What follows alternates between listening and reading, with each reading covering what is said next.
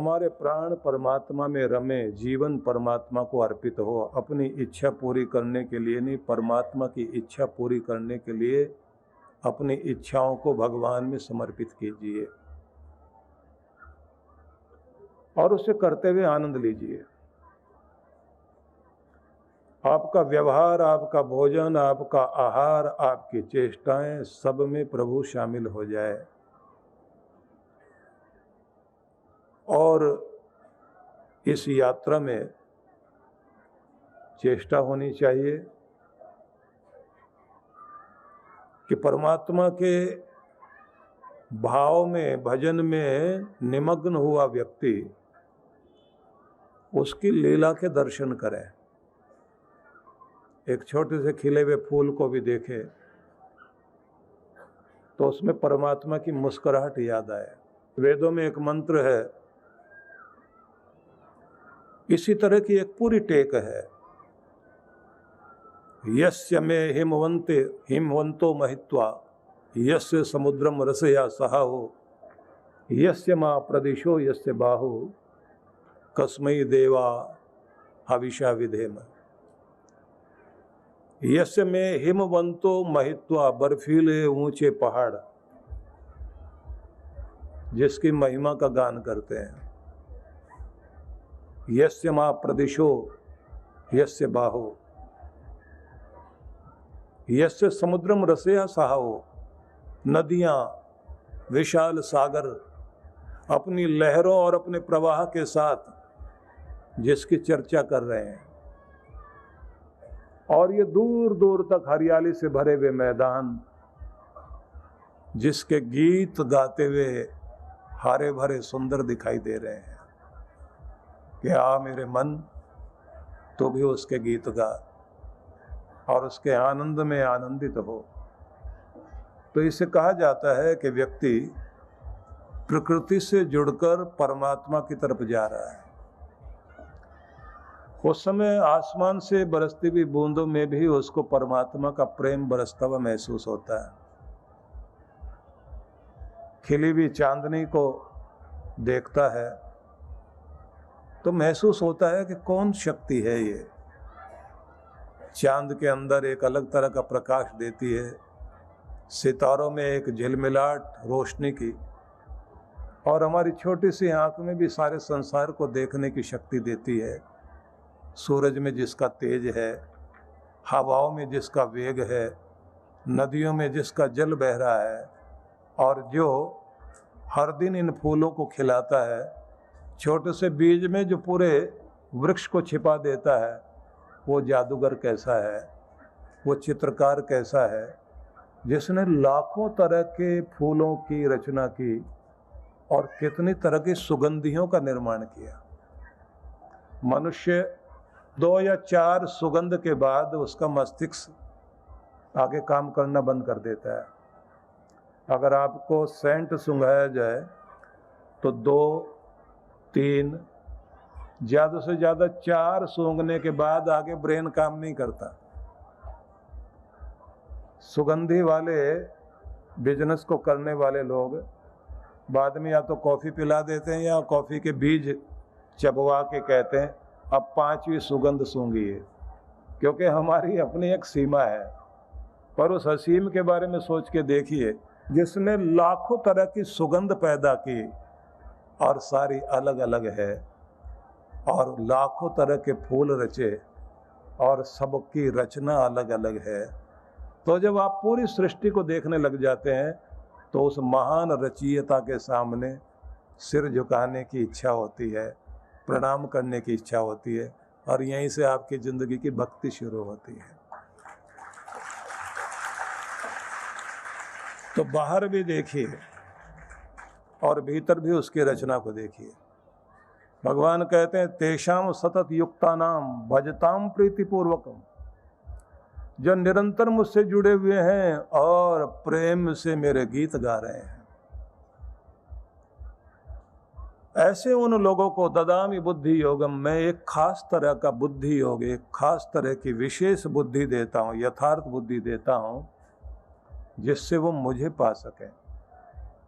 तो यहीं से हमारी प्रज्ञा, मेधा, बुद्धि, रितंबरा बुद्धि बनती है, जिस बुद्धि से हमें संसार का वास्तविक स्वरूप सामने नजर आने लग जाता है।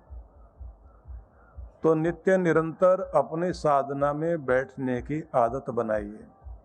यहाँ मैं एक बात आपसे जरूर कहूँगा, जब जब आप मस्तिष्क को शांत करते हैं और एकाग्र करते हैं, फोकस बनाते हैं, उस समय आपको कुछ नए नए आइडियाज ऊपर से उतरते हैं।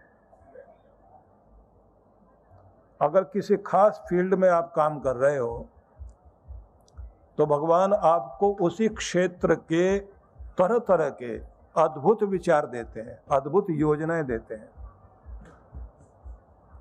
लेकिन देते तभी हैं जब आप मूड में हो, निश्चिंत हो, निर्भय हो, मस्ती में हो, अपने आपे में हो, लहर में बह रहे हो, तब आपको एक आइडिया क्लिक करता है। जैसे गुस्ताव एफिल को आइडिया क्लिक किया और उसने कागज पर एक आकार दिया और वही फ्रांस का जो एफिल टावर बना, संसार का एक आश्चर्य। तो पहले क्लिक कहाँ हुआ? मस्तिष्क में। किसी मूड में बैठा हुआ कोई भी कलाकार होगा, कोई आर्टिस्ट होगा, कोई व्यापारी भी हो, अगर अपनी मस्ती में रहने लग जाए, एकांत में बैठे और अपनी सफलताओं का नशा लेते हुए आगे आगे बढ़ता हुआ अपने आप को देखे और धन्यवाद के भाव लेकर उस परमात्मा के साथ अपने आप को जोड़े रखे, उसके अपने कार्य क्षेत्र में नए नए आइडिया जाएंगे। अगर कोई साज वाला व्यक्ति अपने साज को छेड़ते हुए और एकदम तरन्नुम में आकर के तरंग में आ जाए और उसके बाद में कुछ महसूस करे परमात्मा का संगीत जो बह रहा है, तो उसे कोई नई धुन क्लिक करेगी दिमाग में। और अगर उसको उसी समय उसने रिकॉर्ड कर लिया तो एक नई ट्यून दुनिया के सामने आ जाएगी। इसलिए कुछ लोग तो होते हैं ना, कॉपी पेस्ट करते हैं, और कुछ लोग होते हैं जो नई चीजें ढूंढते हैं। वो नई चीजें कहीं इधर उधर से नहीं मिलती, अंदर से आती हैं। अंदर कौन देता है? ऊपर वाला देता है। इसलिए जुड़ना सीख जाइए। अगर दुनिया में भी सफल होना है तो भी ऊपर वाले से जुड़िए। समस्याओं का समाधान खोजना हो तो दबाव न लेकर के शांत मस्तिष्क से अपने विकल्पों पर विचार करिए कि मैं ये भी कर सकता हूँ, ये भी कर सकता हूँ, ये भी कर सकता हूँ, और फिर खुद को शांत कर लें।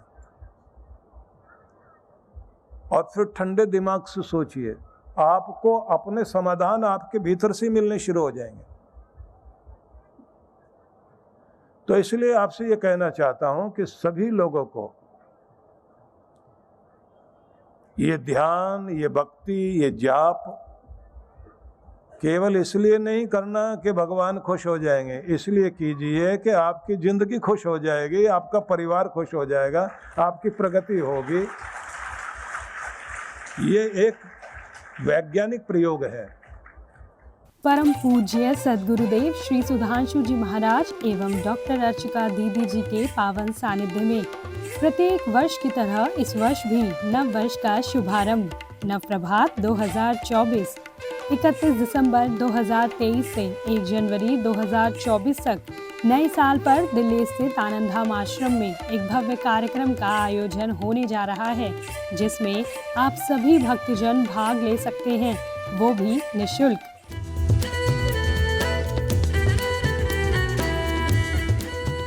नव वर्ष पर नव संकल्प हेतु महाराज श्री के साथ कीजिए जीवन निर्माण साधना। कार्यक्रम में आए सभी साधकों के लिए संध्या में अग्नि संगीत महोत्सव का भी आयोजन होने जा रहा है। साथ ही नव वर्ष की शुरुआत की जाएगी नव प्रभात यज्ञ के साथ।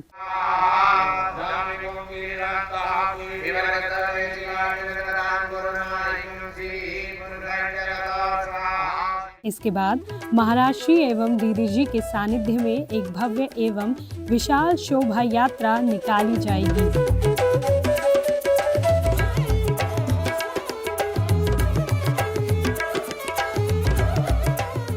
इस कार्यक्रम में ध्यान साधना, यज्ञ, भोजन एवं आवास सभी निःशुल्क हैं। तो आइए आप भी इस कार्यक्रम में भाग लेकर अपने आने वाले नव वर्ष के लिए शुभ नव संकल्प लेकर अपना भाग्योदय करें। कार्यक्रम में भाग लेने हेतु पंजीकरण अवश्य करवाएं। परम पूज्य श्री सुधांशु जी महाराज के पावन सानिध्य में विराट भक्ति सत्संग दिनांक 4 से 7 जनवरी 2024।